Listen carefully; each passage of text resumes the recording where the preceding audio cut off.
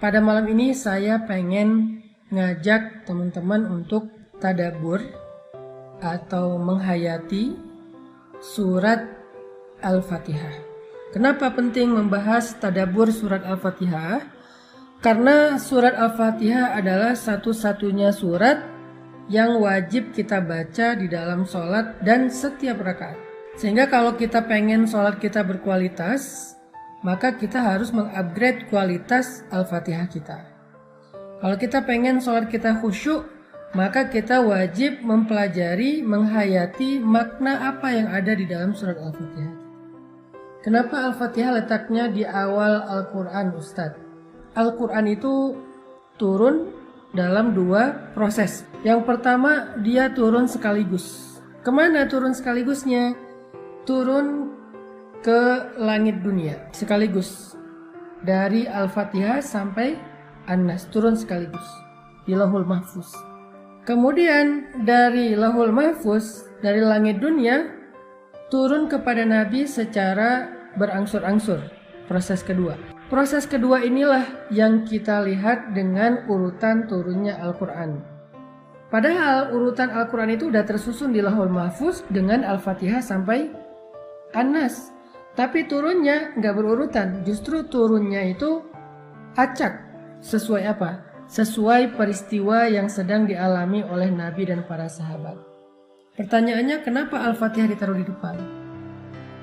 Jawabannya ada di dalam nama-nama surat Al-Fatihah, yaitu Ummul Kitab atau Ummul Quran. Lalu kenapa dia dinamakan dengan Ummul Quran atau Ummul Kitab? Karena seluruh isi Al-Quran dari mulai Al-Baqarah, Alif Lam Mim sampai An-Nas, Minal Jinnati Wan Nas, seluruh isi Al-Quran itu terangkum, terkandung maknanya di dalam 7 ayat surat Al-Fatihah. Makanya buat teman-teman jangan remeh membaca Al-Fatihah. Jangan sampai kita Al-Fatihah juga belum benar.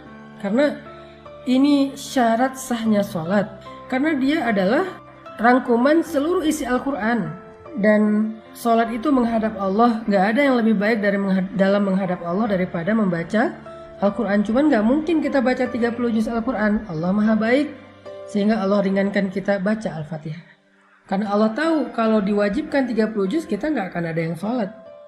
Ini baru Al-Fatihah aja banyak yang udah ninggalin sholat. Allah udah meringankan banget agama kita untuk kita. Masa udah didiskon jadi 7 ayat masih diburu-buru? Dari 30 juz 6 ribuan ayat, Allah diskon jadi 7 ayat, sab'ul masani, 7 yang diulang-ulang. Yang keutamaannya seperti membaca 30 juz Al-Quran masih terburu-buru. Ini keterlaluan. Artinya 113 surat yang lain yang ada di dalam Al-Quran itu adalah surat dan ayat yang menjelaskan isi kandungan dari surat Al-Fatihah. Makanya sayang kalau di dalam sholat kita terlalu fast and furious membaca surat Al-Fatihah, itu sayang. Baca yang tenang, cuma 7 ayat kok, daripada disuruh baca 30 juz. Makanya surat Al-Fatihah dinamakan dengan nama Ummul Quran atau Ummul Kitab, ibunya Al-Quran, ibunya kitab.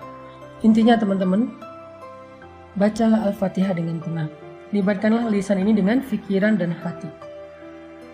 Fikiran mentadabburi pesan-pesan makna di dalam surat Al-Fatihah. Sedangkan hati mencoba untuk menghayati, belajar yakin, belajar iman, belajar takut, belajar khusyuk kepada Allah Subhanahu wa Ta'ala, sesuai dengan tadabbur makna ayat yang dibaca.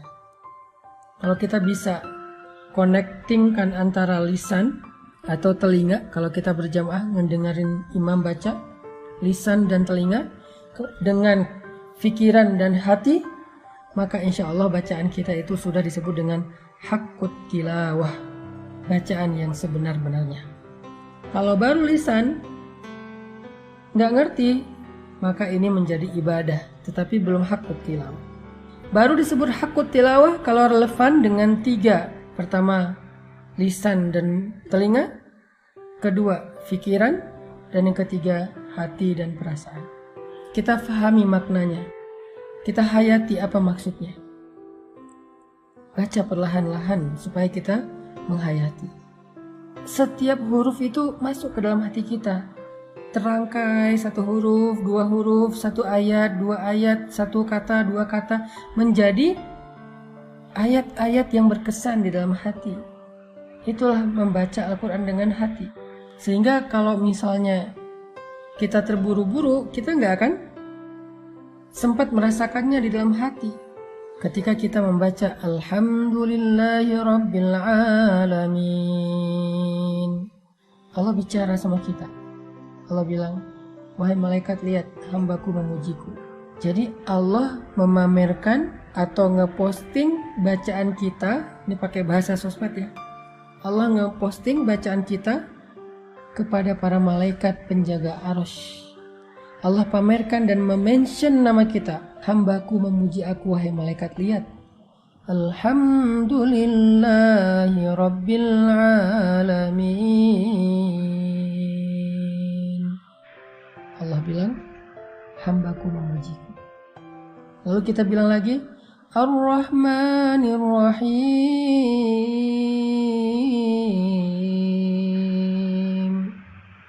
Allah bilang, hambaku menyanjungku. Maliki yaumiddin.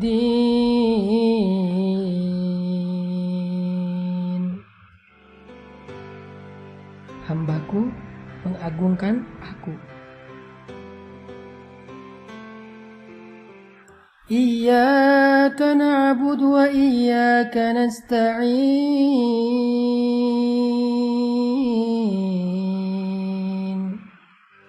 Allah bilang, ini antara aku dengan hamba.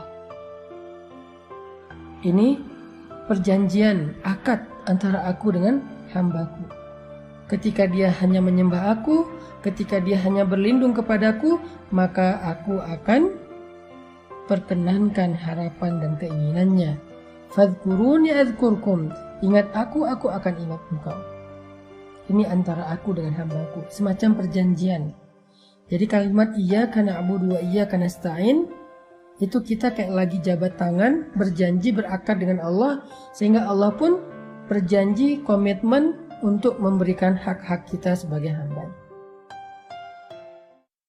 Ihdinas siratal mustaqim.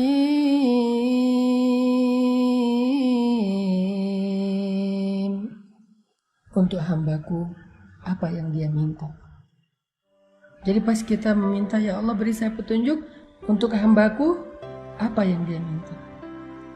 Ini menunjukkan bahwa ketika kita membaca Al-Fatihah, kita itu bukan lagi baca sendiri, nggak ada yang nonton. Ini adalah alasan kenapa Al-Fatihah ditaruh di awal. Kenapa Al-Fatihah penting dibaca di dalam sholat. Bagaimana cara kita membaca Al-Fatihah di dalam sholat. Apa kira-kira pengamalan atau dampak dari surat Al-Fatihah dalam kehidupan kita sehari-hari? Jawabannya pun ada di dalam nama dari surat ini. Kan tadi saya bilang Al-Fatihah ini punya banyak nama. Nama lain adalah Asy-Syifa. Apa itu Asy-Syifa? Asy-Syifa itu artinya penyembuh atau kesembuhan. Sehingga siapapun yang merasa sedang sedih, sedang galau, kecewa, siapapun yang merasa bingung dan tidak tahu arah dalam hidup, obatnya Al-Fatihah. Allah menjamin siapapun yang mengamalkan Al-Fatihah, memahami, menghayati, mentadaburi Al-Fatihah, membaca Al-Fatihah dengan hati, maka dia akan mendapatkan kesembuhan dari berbagai macam penyakit di dalam hati dan jiwa atau perasaannya. Bukan hanya terhadap penyakit jiwa, termasuk penyakit fisik sekalipun. Karena selain Asy-Syifa, Al-Fatihah juga disebut Ar-Ruqyah. Kata Nabi, tahukah engkau bahwa Al-Fatihah itu adalah Ar-Ruqyah? Sehingga dulu sahabat Nabi suka membacakan Al-Fatihah untuk meruqyah orang yang sedang tersengat hewan yang berbisa seperti kalajengking. Kenapa kok dibacakan Al-Fatihah? Kenapa kok diruqyah? Karena biasanya orang yang tersengat bisa jadi panas tinggi, maka paracetamolnya adalah Al-Fatihah. Jadi kalau ditanya apa efek konkret Al-Fatihah dalam kehidupan kita sehari-hari, dia syifa dan ruqyah. Kalau kita masuk ke rumah yang baru, apalagi lama udah nggak dihuni, Al-Fatihah akan mensterilkan rumah itu. Sehingga kalau kita pengen dapat keberkahan, andalkan Al-Quran, andalkan Al-Fatihah. Awali hari kita dengan Al-Fatihah. Awali pekerjaan kita dengan Al-Fatihah. Tenangkan hati kita dengan Al-Fatihah.